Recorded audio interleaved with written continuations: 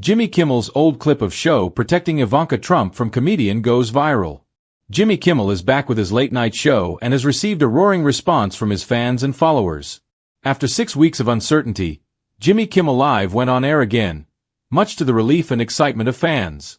Despite being at the receiving end of U.S. President Donald Trump after the remarks about the death of Charlie Kirk, the popular host still managed to bring millions of views on television. Now, amid this feud, an old clip of Jimmy protecting Ivanka Trump from comedian Andy Dick has gone viral on social media.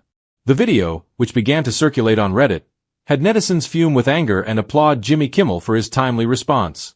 In the clip, the comedian Andy is seen rubbing Ivanka's leg after multiple attempts to touch and grab her hands. Ivanka tries to slap it away before Kimmel takes it upon himself to stop the disgraceful behavior of Andy. Then Kimmel remarks, "Donald Trump will kill both of us." Ivanka tried to make the atmosphere light by joking that her father had made the host promise to defend her honor, despite not knowing the comedian would be sitting on the couch next to her. In response, Jimmy Kimmel replied, "He never would have let you come if he knew Andy was going to be here." Soon after the video went viral, netizens took to the comment section to give their opinions as well. One user wrote, "By all accounts, Andy Dick is an awful man." Another user wrote, "I find it terrible that even a well-off woman like Ivanka is somewhat coerced into not making a scene and to laugh it off while those vicious creatures touch her on live TV. I forgot he literally dragged Andy off stage himself," wrote the third user. Jimmy Kimmel returns to TV after suspension by ABC. After a week-long suspension by ABC over his remark on Charlie Kirk's death, Jimmy Kimmel broke his silence on it. After his return to TV, in his opening monologue, he said, "I'm not sure who had a weirder 48 hours, me or the CEO of Tylenol. It's overwhelming. I've heard from a lot of people over the last 6 days. I've heard from all the people in the world over the last 6 days. Everyone I've ever met has reached out 10 or 11 times." He further said, "The guy who fired me from my first radio job in Seattle, where we are not airing tonight, by the way, his name is Larry. In 1989, Larry tried to force me to do a bit called Jokes for Donuts, where people would call in and tell jokes for donuts, and I refused to do it, and eventually Larry fired me, and I had to move back in with my parents. Even he checked in. Thank you, Larry." Addressing the controversial remarks, he said, "I don't think there's anything funny about it. I posted a message on Instagram on the day he was killed, asking compassion for his family, and I meant it. I still do. Nor did I mean to blame any specific group for the actions of a specific individual. That was actually the opposite of the point I was trying to make. For those who think I pointed a finger, I get why you're upset. If the situation were reversed, there's a good chance I would have felt the same way. For those who think I pointed a finger, I get why you're upset. If the situation were reversed, there's a good chance I would have felt the same way." That sentence had been rehearsed 100 times in front of the mirror, yet when it finally left my lips, it landed heavier than I expected.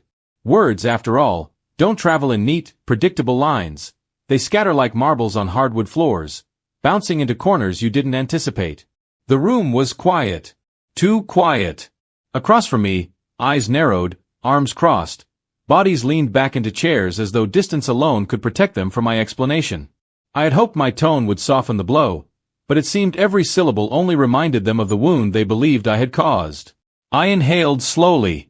If I stopped now, I'd lose them.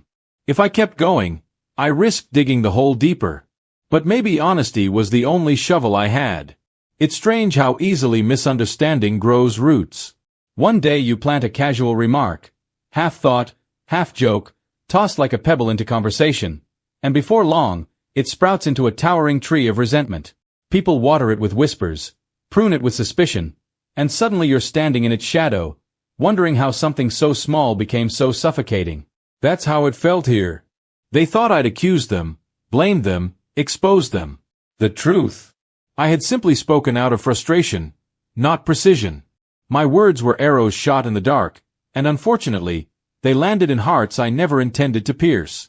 Still, intentions don't erase impact. If the situation were reversed, I repeated in my head, trying to step into their shoes. I imagined hearing those same words directed at me, wrapped in the same tone, delivered in the same room. Would I have bristled? Absolutely. Would I have felt cornered? Without question. Empathy isn't easy. It's uncomfortable, even humbling. But it's also the bridge between being right and being human. So I leaned forward, voice steadier now, and said, I need you to know, I wasn't trying to target anyone.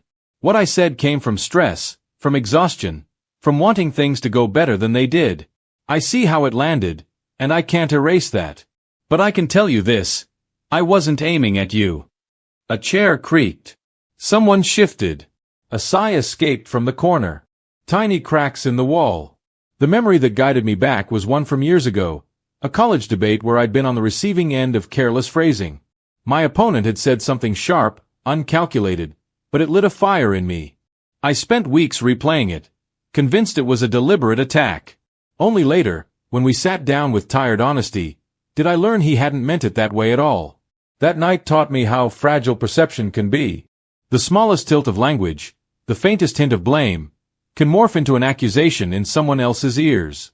And now here I was, on the other side of that lesson, trying to untangle myself from words that had gone rogue. Look, I continued, I get why you're upset. You're right to feel that way.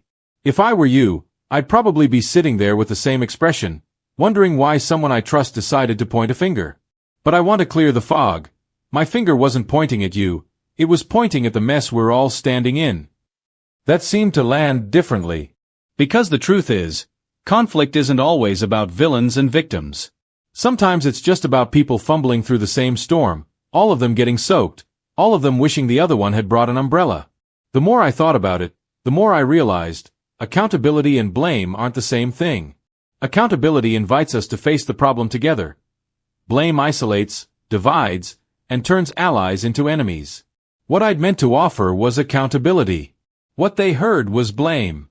The conversation stretched on, slow but steady, like a river cutting through stubborn rock. There were pauses, questions, clarifications. At times I felt my chest tighten, waiting for someone to throw my words back at me like shards of glass. But instead, they started offering their own versions of the story. How my comment made them feel, what they had assumed I meant, where the bruises still lingered. It was painful, but it was also progress.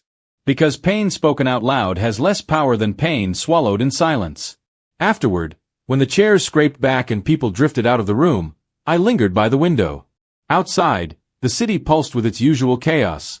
Horns, sirens, footsteps, conversations blending into one another. Life never pauses for your mistakes. And maybe that's a gift. Maybe the world keeps moving to remind us that even when words go astray, even when bridges feel burned, there's always motion, always a chance to rebuild. I thought back to that first line again. For those who think I pointed a finger, I get why you're upset. If the situation were reversed, there's a good chance I would have felt the same way. It wasn't an apology in the strictest sense, it was something broader. A recognition. A doorway. An invitation to see each other not as enemies in a courtroom, but as humans, flawed and floundering, learning how to walk without stepping on each other's toes. Later that night, as I scribbled notes in my journal, I realized something. The hardest part of conflict isn't the misunderstanding itself. It's the pride that tries to barricade the exit. Pride tells us to dig in our heels, to defend our version of the story until the other person admits defeat. But humility, the kind that says if the situation were reversed, I'd feel the same way, that's what turns stalemates into conversations. And conversations, no matter how raw, are the soil where healing takes root. So, if you're ever in my shoes, if your words stumble out wrong, if your intentions get lost in translation, if you find yourself accused of pointing fingers you never meant to raise, remember this. Acknowledge. Empathize. Step into their side of the story. Because sometimes, the most powerful thing you can say isn't, I'm right, but, I understand. And in that fragile space between those two sentences, bridges can be rebuilt, trust can be mended, and people can remember why they stood together in the first place.